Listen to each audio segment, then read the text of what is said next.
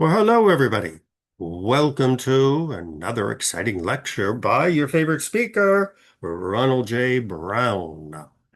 Well, our topic for today is the result of a recent trip I took to Egypt. I was searching out the lost city of Amarna. And it is a lost city. Like so many lost cities of the world, it has fascinated people, whether it's Atlantis, El Dorado, these famous lost cities of history. I just spent a month traveling in Turkey and exploring the lost city of Helen of Troy. The big debate, where was it? People still argue, do they actually have the city of Troy? Well, as you know, I'm a great traveler. Picture of me is what I look like, and I'm not in Amarna. It's one of my travels in Egypt, or in China, where I was searching for the lost city of Xi'an, where, they discovered all of the terracotta statues and everything. So let's get going on our latest exploration of lost cities. Our outline, the lost Pharaoh of Egypt, not just a lost city, but a forgotten Pharaoh. The discovery of Amarna after having been totally destroyed. And who was this famous Pharaoh Akhenaten, writer of beautiful religious hymns such as the Song of Aten, building a new capital city, the great debate, and then finally the danger of archaeology. You never know what you're going to get when you start exploring. Well, the lost Pharaoh of Egypt is not very well known because his memory was totally effaced by Nefertiti, who was his wife. It's a famous bust of Nefertiti in Berlin, which I just saw a couple weeks ago. And one of these great, beautiful women who, until today, inspires museum exhibits. And just looking at that magnificent bust, thousands of years old, his wonderful wife. Well, this lost pharaoh, Akhenaten, had a son, and this is the famous King Tut, who ruled from the 1300s. And there's me again, exploring the tomb of King Tut, which was lost for thousands of years until it was quite by accident rediscovered. So Nefertiti and King Tut are world famous exhibits. King Tut, the return of the king, final days of King Tut exhibit. There was a magnificent King Tut exhibit when I was in Paris a year ago. His father is well known. Amenhotep III was one of the great builders, the great explorers, the great conquerors, the radiant pharaoh he is called.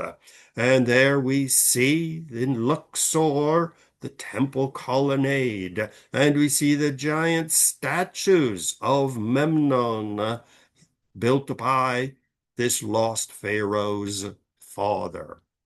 We know a lot about his mother, Tia. Here we see again a very realistic bust of his mother, and he was well remembered by his mother. So we have quite a constellation of people surrounding this forgotten Pharaoh. So who was this son, this husband, this father?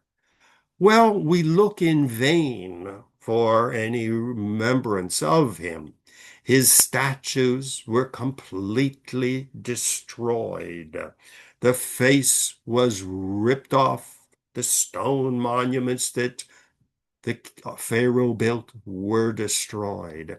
Even his cartouche, which we see in the middle, his signature were destroyed systematically. On the left, we see the cartouche of his son, King Tut, who was well remembered, but his father was expunged from history. Well, this king, this Akhenaten, was a revolutionary.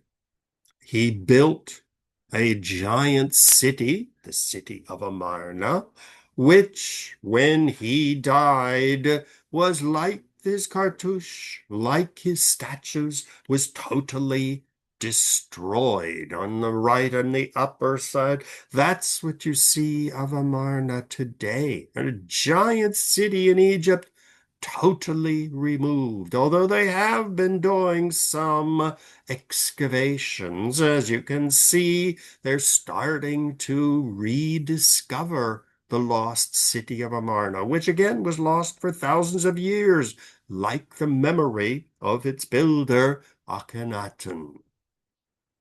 In fact, Akhenaten was completely removed from the list of pharaohs, only has reappeared recently when they discovered who this great pharaoh was. You can see the list on the left. You see King Tut, his son. You see Amenhotep III, his father. Well, for centuries, for thousands of years, there was no Akhenaten listed as one of the great pharaohs. Well, who was this guy and why did he abandon Thebes and build his own new city? Well, there was always some curiosity that there might have been a lost pharaoh.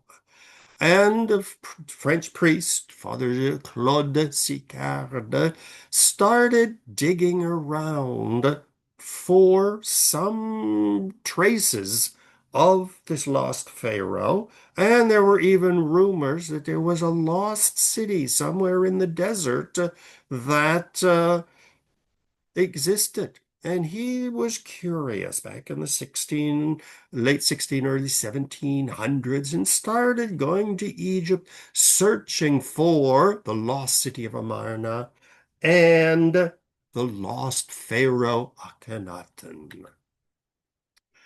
Well, some remains of ancient Egypt were rediscovered by the French. When the French arrived in the early 1800s, we see the picture on the right. The famous Sphinx was almost lost to the desert sands because if you don't shovel away the sand, the temples will be totally covered.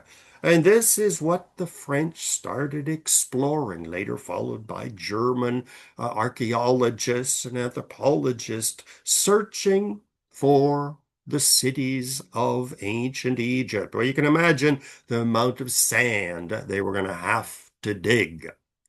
Well, Napoleon invaded Egypt, and along with him went archaeologists and anthropologists. And he too was convinced that there was a lost city somewhere in the desert built by the forgotten Pharaoh Akhenaten. And Napoleon, in his year in Egypt, had his workers, his archaeologists, very busy excavating, as you can see on the right, Napoleon le Grand, Napoleon the Great, the results of his expeditions. Well, gradually, following the French, other people started showing up, digging around in the sand, saying maybe there's a temple here, maybe there's a tomb. And the French were followed by Sir John Gardner Wilkinson, who even dressed as an Arab and started looking for antiquities, this fascination with ancient Egypt. Well, in 1887, archaeologists came across the ruins of a lost city in the desert. And they realized from the lost inscriptions that this was the ancient lost city of Amarna. And they not only discovered the ruins of a lost city, because everything had been destroyed, but luckily inscriptions remained, and they were in cuneiform, which was the common alphabet used at the time. From Babylon and the Hittites, and everybody was using the alphabet of ancient Babylon.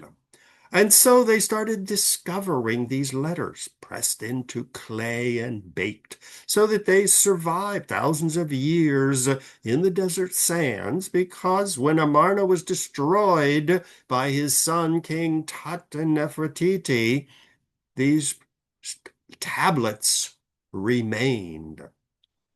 And this discovery of Amarna was a major discovery. Among these tablets, they discovered all kinds of interesting things. For example, there was one which talked about a tribe of people called the Habiru. Many people say that these are the ancient Hebrews. Abraham, who was from Babylon, left Babylon and then claimed the land of Canaan, Palestine, Israel, as his homeland, and invaded. And we know from the Jewish Bible, his invasion and the invasion of the Hebrews into the land of Canaan was a bloody massacre. And the tablets describe this. A disruptive force had come in, and he described as stray dogs and rebels who were invading the land of Canaan. Now, we're not sure whether this Abiru name actually applies to the Hebrew people, but it is, again, speculated. There was also a reference to a city called Jerusalem, where the mayor was asking for help to resist these ancient invading Habiru people who had no lands, who were destroying and killing and claiming the land for themselves. Here again, we don't know if this is the original Jerusalem, which was founded by the Jebusites and was only conquered by the Hebrew people 1,000 years later under King David. And King David lived up to the reputation of the Habiru as a bloodthirsty people. What did King David do when he conquered Jerusalem from the Jebusites? Murdered all the adults and sold the children of slaves and populated it with his own Hebrew people. So these Amarna tablets were really quite a picture into the ancient world, whether they were the Hebrews, whether they were the ancient people of Abraham, we don't know. But still, it is an intriguing question. One of the most interesting finds in the ruins of this city is a cuneiform tablet that was the Song of Aten. Aten is the god of the sun in ancient Egyptian mythology. And it was a beautiful poem written most likely by Akhenaten, probably with his priests, in honor of the sun god. On the right, we see Akhenaten, who was a follower of the sun god. In fact, he rejected all of the other Egyptian gods and said there is only one God, one of the very first expressions of monotheism. And it was written not only in cuneiform, but here in the Egyptian hieroglyphics, where they talk about this sole God, and all other gods are totally unlike him. He created the world, he created everything on the earth, and he was a great God. So this is the beginning of what we call today monotheism, the belief in one God. And the poem goes on saying that the peoples of the world are separate. They have their own speech. Their skins are different colors. They have different kingdoms.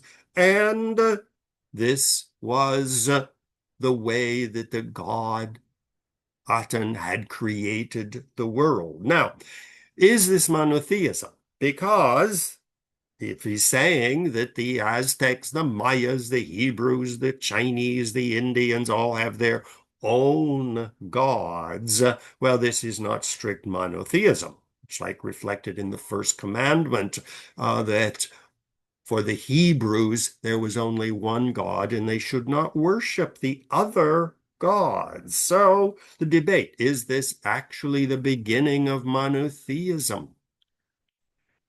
Well, a lot of people have been fascinated by these tablets, and more books are being written on Aten and Akhenaten. In fact, many people argue that it is in ancient Egypt, under the reign of Akhenaten, that Moses and the Hebrews were in Egypt, and that is where Moses learned about this new theology of one God. Well, Akhenaten was fascinated by his new religion. He was called a heretic by the other Egyptians, but he stuck to it. He built his new capital city, Amarna, on the banks of the Nile, a magnificent, sprawling city.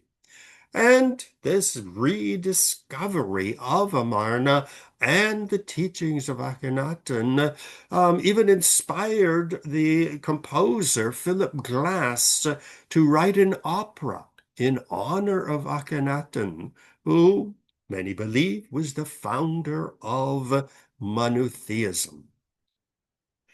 Well, when Akhenaten died, his wife and his son, King Tut, returned to the belief of the many gods of Egypt. And most Egyptians were happy to have their temples restored, and all the priests who had staffed these temples and collected taxes were glad to see the end of Akhenaten and the destruction of Amarna.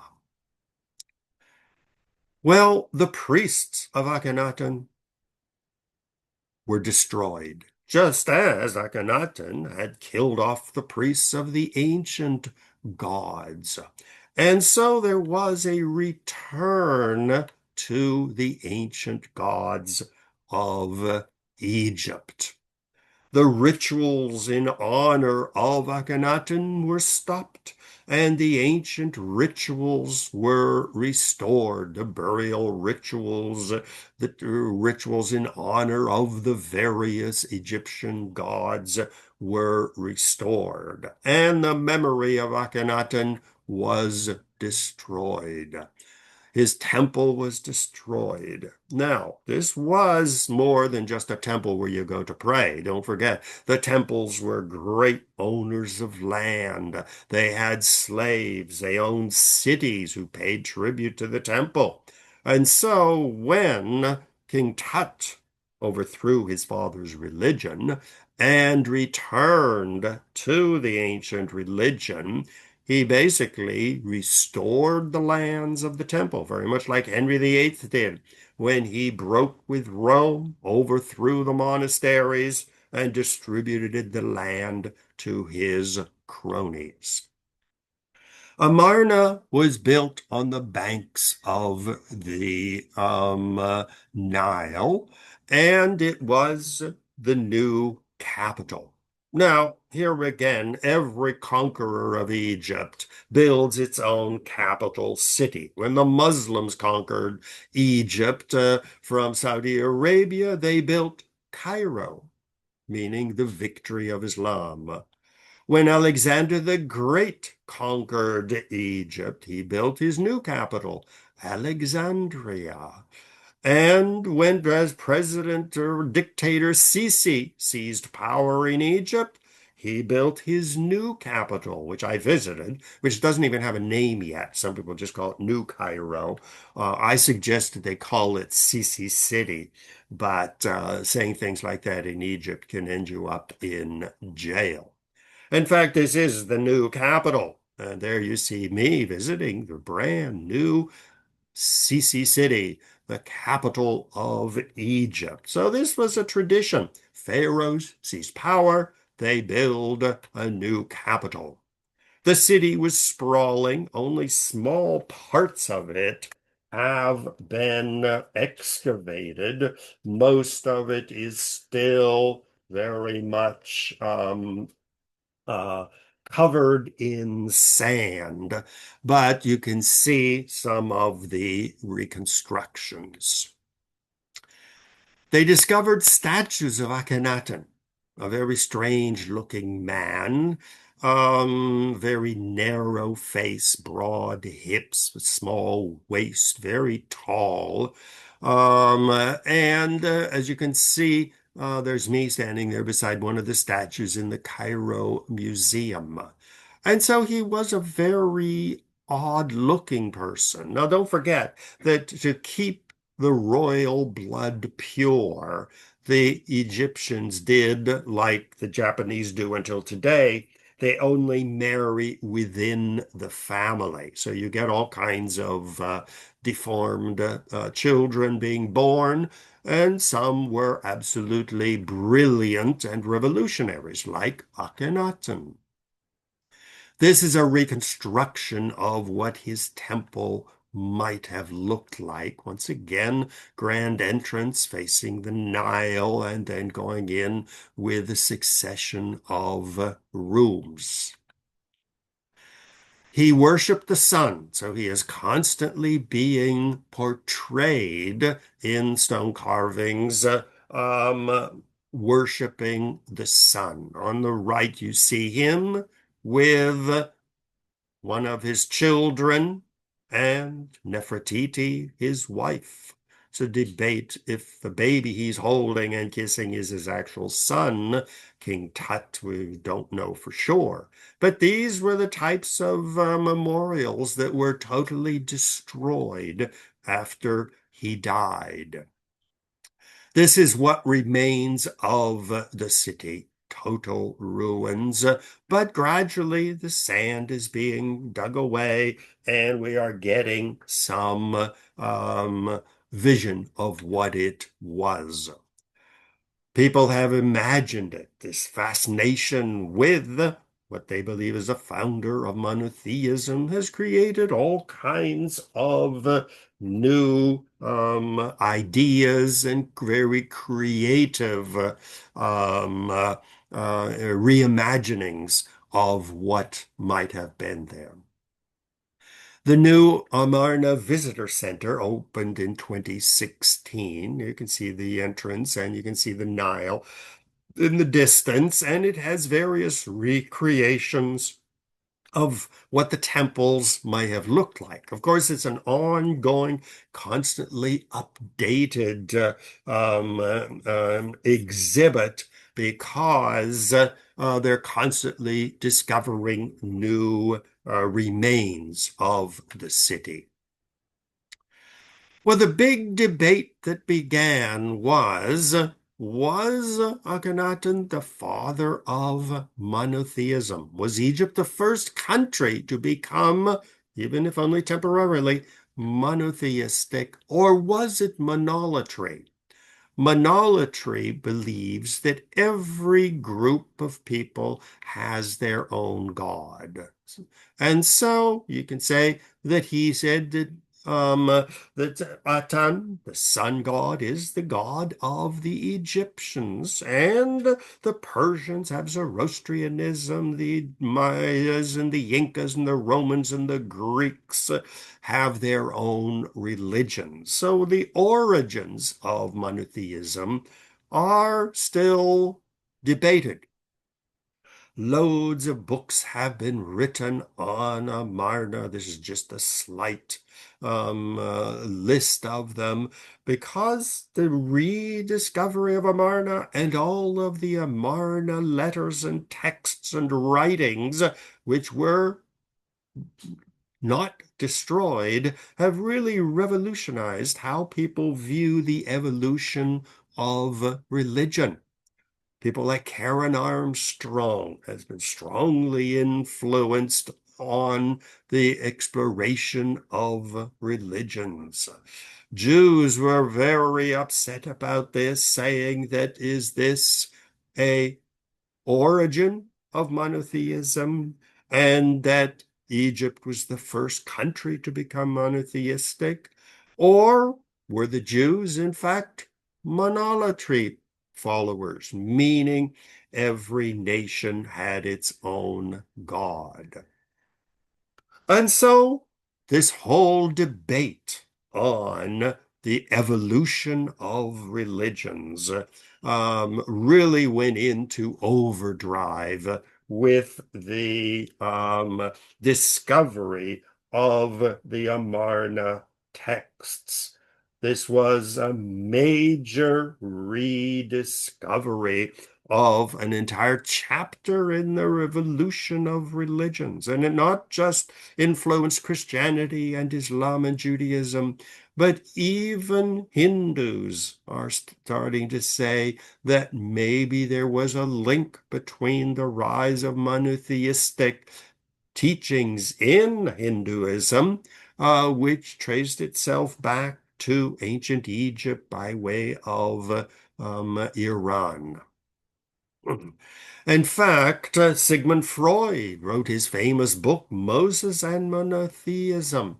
He argued that Moses he was not Hebrew, as it was in the Bible, but he was an Egyptian nobleman who, when Akhenaten was overthrown, he gathered together the last survivors of the followers of Akhenaten, fled Egypt, went through the Sinai, and ended up taking over the land of Canaan. So the Exodus was not Hebrew people, as the Bible says, but they were refugees fleeing the persecution of Akhenaten's followers. And so he traces Moses to ancient Egypt. Again, very controversial book, but still interesting. It led people to reinterpret the first commandment, because the first commandment is, you shall have no other gods before me, which means there are other gods, that the Hebrews should not worship the gods of the Egyptians or the Romans or the Greeks or the Persians, but they have their own God, and just like the Greeks have their gods. Now, Christians don't like this translation, I shall have no other gods before me. They have reinterpreted it, and he says, I am the Lord your God, which they write with a capital G. You shall have no other gods, with a small g, before me, which is a bad translation, but it says that the first commandment was monotheistic, when in actual fact it recognized that there were many gods in the universe. And so Jews and Christians had all kinds of debates. Christians arguing that monotheism began only with the Jews, that the ancient Egyptians under Akhenaten were monolatry followers. And so, again, this rediscovery of the lost city of Amarna, the thousands of cuneiform tablets, totally threw theology and world religions into an uproar. Now, of course, monotheism has been traced to many bad things: holy wars, burning at the stakes, inquisitions. And so many people accuse monotheism as being the curse of world religions. that before monotheism, every person, every tribe had their own gods and there was no persecution. But with the rise of monotheism, holy wars abounded. The Crusades, the Hebrew destruction of the Canaanites, Islamic jihad, holy wars going on in Iran, in India, in Israel, Palestine, that this is all traced back to the curse of monotheism. Now, one of the problems with archaeology is sometimes you discover things that you really would rather not know about. For example, Amarna, discovering all these tablets and throwing religions and theologies and religious leaders into a total upheaval. Well, of course, with the discovering of Amarna, the religious leaders went into panic. But archaeologists have their own goals. Moshe Dayan, one of the great archaeologists of the Middle East and of Israel, Palestine, firmly believed that archaeology could teach us about the past. Archaeology can be dangerous because when Israeli archaeologists started excavating around Jerusalem, they discovered the ancient city of the Jebusites who built Jerusalem, who founded it. They discovered the gates, the stone walls that resisted the Hebrew, the Jewish conquest of Palestine, Israel, land of Canaan, until the time of King David. And so archaeologists said that Jerusalem was a strongly defended, very powerful city. When King David took the city in approximately the year 1000, Solomon conscripted the descendants of all these people remaining in the land whom the Israelites could not exterminate to serve as slave labor.